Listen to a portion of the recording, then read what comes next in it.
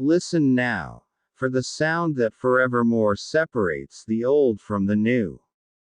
That was how NBC radio introduced the signal from the first satellite in space, on October 4, 1957.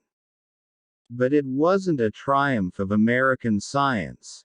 The sound came from the Soviet Union's Sputnik, a piece of hardware the size of a beach ball whose launch stunned the world, and the United States in particular.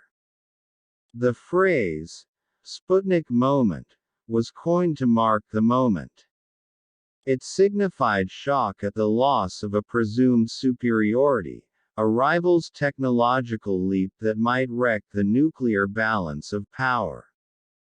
The then President Dwight D. Eisenhower professed to be worried, not one iota, about Sputnik, but public and political reaction in the U.S. was less sanguine. Russian science whipped American science, screamed the Boston Globe. Last week, the chairman of the U.S. Joint Chiefs of Staff, General Mark Milley, recalled the Sputnik moment when he spoke about China's test of one or more hypersonic missiles this summer. What we saw was a very significant event of a test of a hypersonic weapon system. And it is very concerning, Milley said. I don't know if it's quite a Sputnik moment, but I think it's very close to that. China says it has done nothing more than launch a reusable space vehicle, and based on these tests alone determining its intentions is difficult. But China has invested massively in missile and space capabilities in recent years, while also developing conventional forces and cyber warfare. In national security terms, surprises and the inability to assess a threat are what keep the top brass awake at night. Sputnik briefly ticked both boxes. China's rapid development of hypersonic technology may be of a different order. In the years after Sputnik, the U.S. quickly overtook the Soviet Union in satellite and space technology.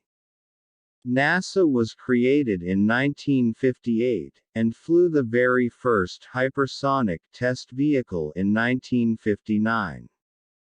By 1960, the U.S. had 3 times as many satellites orbiting the Earth as did the USSR. Parity was restored, despite some mishaps along the way. The first U.S. response to Sputnik blew up on launch. The test of a hypersonic vehicle in October failed. So little is known about the Chinese program, it's almost impossible to assess whether a larger gap has opened up. Intelligence officials told the Senate Intelligence Committee in private briefings that the Chinese test marked a substantial advance in China's ability to launch a strategic first strike against the United States, according to people familiar with the briefings. Other officials and experts are not as concerned by the missile test and say that, while it was intended to be provocative, the technology does not give Beijing an upper hand and is therefore not destabilizing. The technology itself isn't new.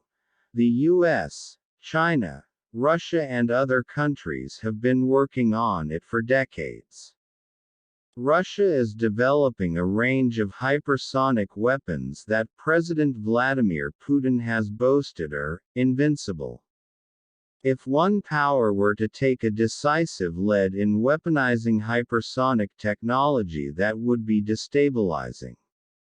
Agility at low-altitude hypersonic missiles are not as fast as ballistic missiles, though at 5 times the speed of sound they are no slouches, but they travel at low altitudes and are maneuverable.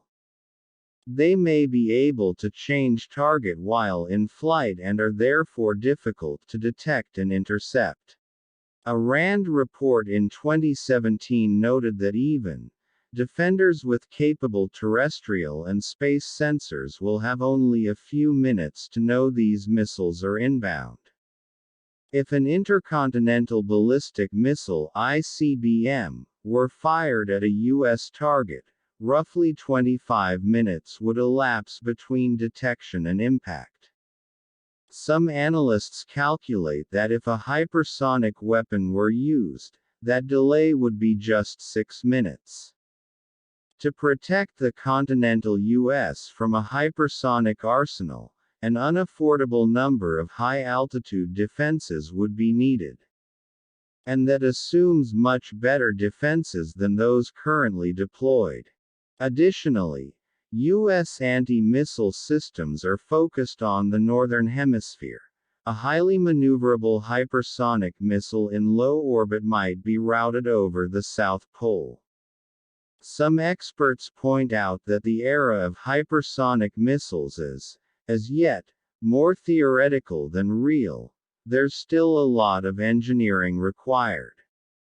Ivan Ulrich, a former vice president of the Federation of American Scientists, contends that hypersonic weapons will add some new military capabilities but will not revolutionize warfare.